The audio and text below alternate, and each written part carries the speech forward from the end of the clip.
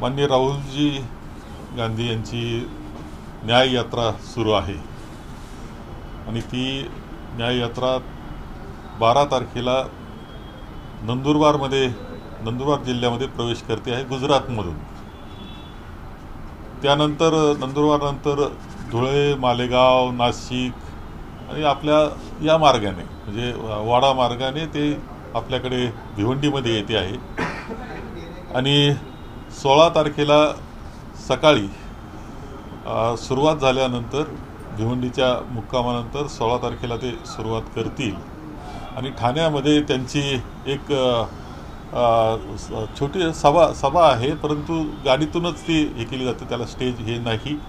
ती ठाण्यामध्ये सकाळी सभा त्यांची होणार आहे आणि त्यानंतर ते मुलुंड मार्गे मध्ये मुलुंडला हॉल्ट आहे आणि त्यानंतर चैत्यभूमीला तिचा समारोप या यात्रेचा केला जाणार आहे. 17 तारखेला एक पब्लिक मीटिंग ते करतायत आणि ती मीटिंग मुंबईमध्ये होणार आहे. आघाडी म्हणून आम्ही त्यामध्ये आघाडीच्या आमच्या सर्व मित्रांना सुद्धा त्यामध्ये निमंत्रित करतो आहोत आणि काही निर्णय ते अजून होऊ शकतात. अद्याप त्याच्या बाबतीत निश्चित निर्णय अखिल भारतीय काँग्रेस कमिटीमधून आम्हाला आलेला नाही. की आणखी व्यापक काही करता येते का याचाही विचार सुरू आहे. आचारसंहितेच्या आधी दौरा आहे, तर त्यामुळे कुठेतरी दौऱ्यामध्ये कुठेतरी सर्वकडे पोहोचणं शक्य होणार नाही. मात्र कशाप्रकारे राहुल गांधी या दौऱ्यातून पोहोचणार आहे भारत जोडून?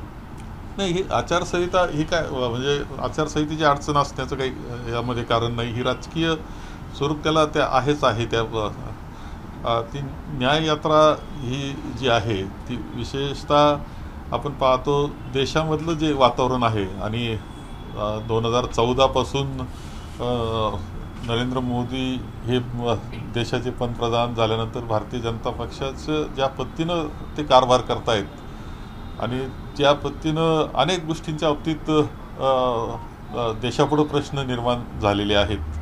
ते शेतकऱ्याचे प्रश्न आहेत, युवकांचे प्रश्न आहे, महागाईचा प्रश्न आहे, अनेक लोकशाहीवर काही आघात होत असताना दिसत आहेत. या सगळ्या बाबतीतला न्याय मागणारी ही न्याय यात्रा आहे. त्यामुळं ती येत असताना त्यांच्या स्वतःचे त्यांच्या बसेसच्या साहाय्यानं ते येत आहेत, ठिकाणी थांबतायत, संवाद ते साधतायत, सर्व लोकांशी संवाद साधतायत, काही ठिकाणी मीटिंग्स ते करतायत आणि सभासुद्धा छोट्या सभा म्हणजे अशा मोठ्या सभा नाही, छोट्या सभा त्या करत ते पुढं जात आहेत. अनेक ठिकाणी अडचणीचा सामना करावा लागला, मात्र मोदी हे कुठेही फिरताना दिसत नाहीये. त्यांनी उद्घाटनामध्ये रमलेले आहेत आचारसंहितेच्या अगोदर आणि मणिपूरचा प्रश्न देखील मोठा असताना त्या ठिकाणी देखील ते जाऊन ते खरं एक देश चालवत असताना जिथे काही उद्रेक होतो, काही गोष्टी घडतात, तिथं स्वतः देशाच्या प्रमुखांनी लक्ष घालणं आवश्यक असतं. पण आपल्याला अनुभव मात्र काही योग्य आला नाही.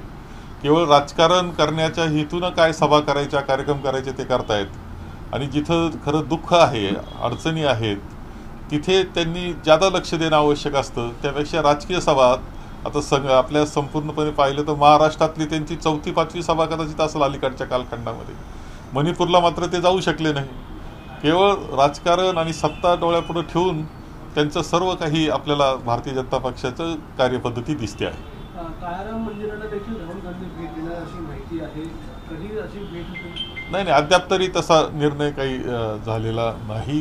याचं बरेचसं बारकावे जे आहेत ते अजून पुढच्या काळामध्ये अजून ठरतील, अजून वेळ त्याकरता आहे.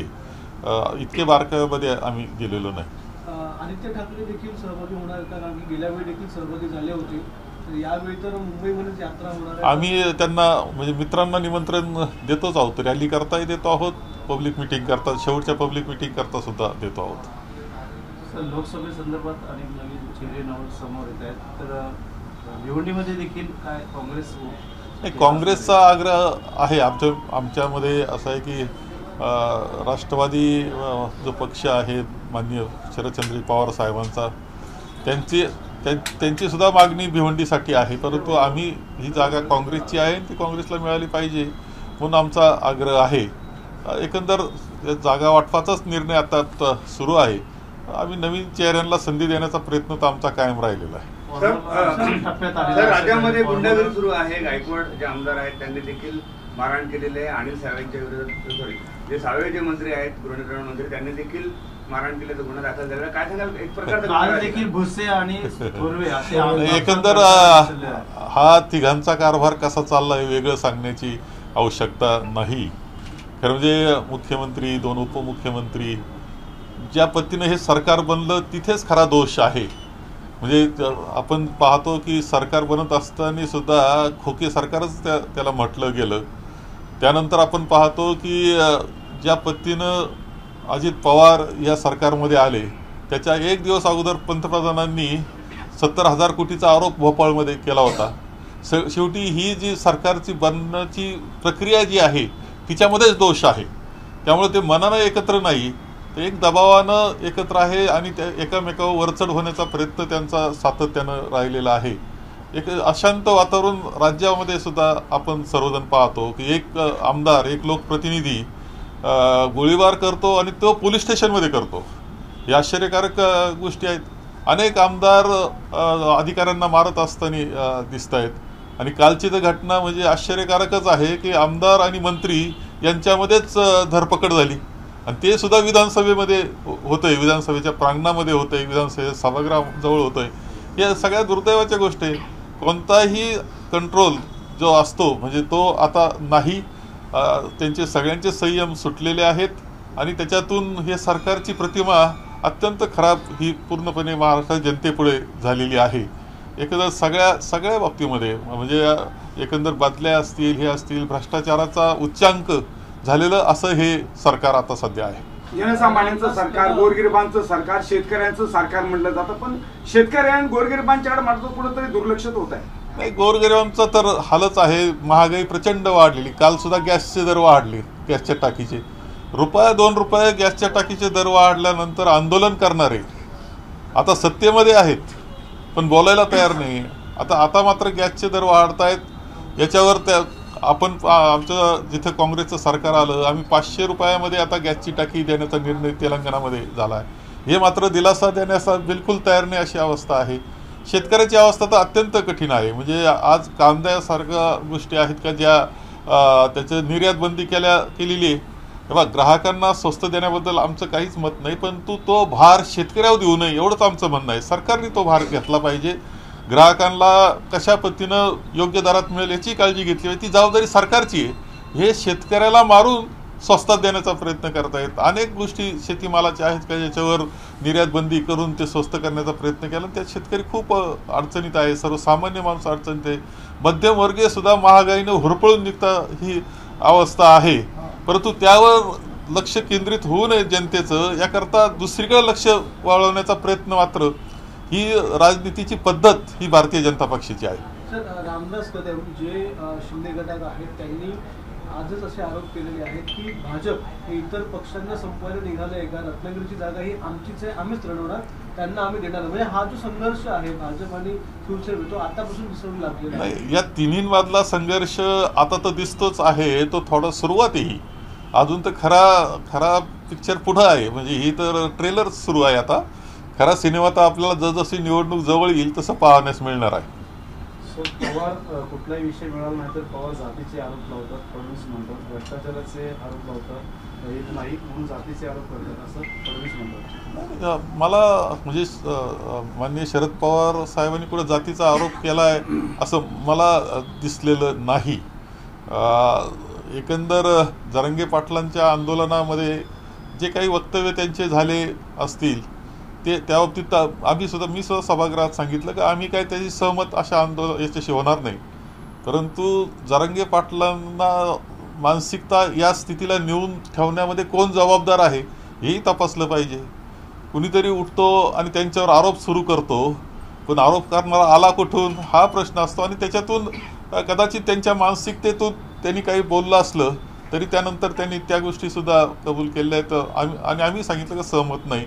महाराष्ट्रामध्ये जातीचं राजकारण करू नये, धर्माचं सुद्धा करू नये.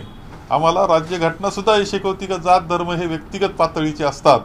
त्यामुळे महाराष्ट्रात असं जाती धर्माचं राजकारणामध्ये उपयोग करू नये ही अपेक्षा आमच्या सगळ्यांची आहे. निवडणुकीत जाती धर्माचंच राजकारण पुढे येऊ शकतं. राम मंदिर असेल तर अनेक गोष्टी असतील. म्हणजे राज्यघटनेनं राजकारण करत असताना धर्माचा उपयोग करू नका, जातीचा उपयोग करू नका हे स्पष्टपणे सांगितलेलं आहे. परंतु सोपं राजकारण करायचं असलं तर ते जाती धर्माचं नाव घेऊन केलं तर ते सोपं जातं. हे माहिती असल्यामुळं सत्ता मिळवण्याकरता भारतीय जनता पक्ष तसा उपयोग करत असताना आपल्याला निश्चितपणे दिसतो आहे. सरकार स्थापन झाल्यापासून फक्त केवळ आरोप आणि प्रत्यारोपाच्या ठिकऱ्या झाडल्या जातात, पण मूळ प्रश्नाच्याकडे कुठेतरी दुर्लक्ष होतं. मूळ प्रश्नाकडे दुर्लक्ष जनतेचं व्हावं म्हणजे त्यांचं सुद्धा लक्ष दुसरीकडे विचलित करण्याकरता मूळ प्रश्नापासून बेरोजगारी मोठा प्रश्न आहे त्यावर लक्ष नाही. ज्या भरती विद्यार्थ्यांच्या युवकांच्या होत असतात निरनिराळ्या भरती, आम्ही पाहिली तलाठी भरती आता होत होती किंवा इतर सगळ्या भरत्यांमध्ये प्रचंड भ्रष्टाचार हा झालेला आहे. पेपर फुटतात म्हणजे काय फुटतात, पेपर काय त्या युवकांच्या मदतीकरता फुटत नाही, भ्रष्टाचाराचे लाखो रुपयाचा व्यवहार त्यामध्ये होतात, याच्याकरता पेपर फुटतात. ही वस्तुस्थिती आपल्याला पाहायला मिळते आहे. त्यामुळं या सरकारमध्ये ह्याच प्रकार खूप मोठ्या प्रमाणावर चाललेला आपल्या सगळ्यांना दिसतो आहे. फडणवीसांचं म्हणणं असं आहे की पवारांच्या आशेवाने मुंडे विरुद्ध मुंडे संघर्ष पाहायला मिळाला, आता पवार विरुद्ध पवार संघर्ष झाला तर कालचक्र.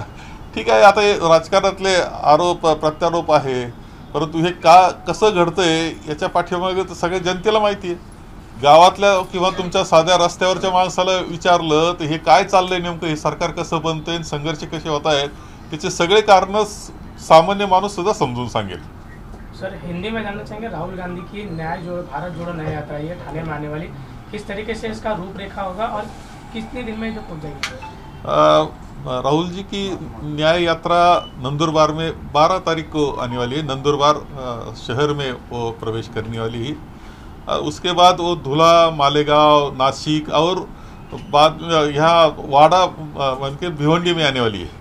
उसके बाद आपके थाना सिटी में वो 16 तारीख को सुबह आने वाली है और आगे मुलुंड से होके वो चैत्य भूमि में समारोह होने वाला है. इसके पहले भी राहुल गांधी ने जो यात्रा निकाली उसमें अनेक नेता जो है सहभागी हुए थे महाराष्ट्र के, तो क्या इस यात्रा में भी जो है महाराष्ट्र के जो दिग्गज नेता इसमें शामिल होंगे? जरूर, सब महाराष्ट्र के दिग्गज नेता शामिल होंगे. हमारे जो मित्र है आघाड़ी के उनको भी हमने इनवाइट किया है, थाना से वो भी सहभागी हो गए, ऐसा मुझे लगता है. हमने विनती की है उनको. मुंबई की लोकसभा की 6 सीटें, उसमें से 4 सीटें जो है उद्धव गुट मांग रहे हैं, 2 सीटें कांग्रेस के लिए छोड़ने तैयार हो चुकी है. उत्तर पश्चिम की जो सीटें महत्वपूर्ण उद्धव ठाकरे जो है आपके लिए छोड़ने तैयार है, तो क्या इस पे जो राहुल गांधी जो बात अभी तो उस सब डिस्कशन चल रहा है, अंतिम निर्णय उसमें हुआ नहीं कुछ. बारामती में सर जिस तरीके से नमो रोजगार का आयोजन किया गया था, पवार जी का पहले नाम उसमें से निकाल दिया गया, फिर बाद में पवार जी ने जो है उद्धव ठाकरे देवेंद्र फडणवीस और एकनाथ शिंदे इनको खाने पे बुलाया, लेकिन देवेंद्र फडणवीस जी ने उनके दावत को जो है इनकार कर दिया, फिर उनके नाम को ऐड किया गया. पहले ये नागपुर में हुआ करता था, फिर बारामती में ये हुआ. इसको कहीं राजनीतिक नहीं से दिखने वाला? नहीं, राजनीति ऐसा कि प्रोटोकॉल के मुताबिक तो उनको इनवाइट करना ही चाहिए क्योंकि वो मेंबर ऑफ पार्लियामेंट है. लेकिन पवार साहब को इनवाइट नहीं किया था. पवार साहब ने उनको दावत दी खाने के लिए, ये सच है. लेकिन वो दावत ऐसी है कि नफरत के बाजार में प्यार का दुकान है वो. आप नफरत करो, हम प्यार करेंगे. सर, जिस तरीके से लोग कल सुप्रिया सुले जो है इंडिया गठबंधन द्वारा जो है अब तक सीट शेयरिंग का फॉर्मूला तय नहीं हुआ है, लेकिन सुप्रिया सुले द्वारा कल ही व्हाट्सएप पे स्टेटस रख के जो है बारामती लोकसभा सीट जो है मैं ही लड़ूंगा, ऐसा जो ऐलान उनकी तरफ से किया गया. नहीं, उन्होंने उनके पार्टी की तरफ विनती की है उनके सीट के लिए, ऐसा मुझे समझा. गडकरींनी नोटीस बजावली खरगेंना, चुकीच्या मुलाखतीचा व्हिडिओ व्हायरल केला, हे मला अद्याप माहीत नाही वस्तू. एबीपी माझा, उघडा डोळे बघा नीट.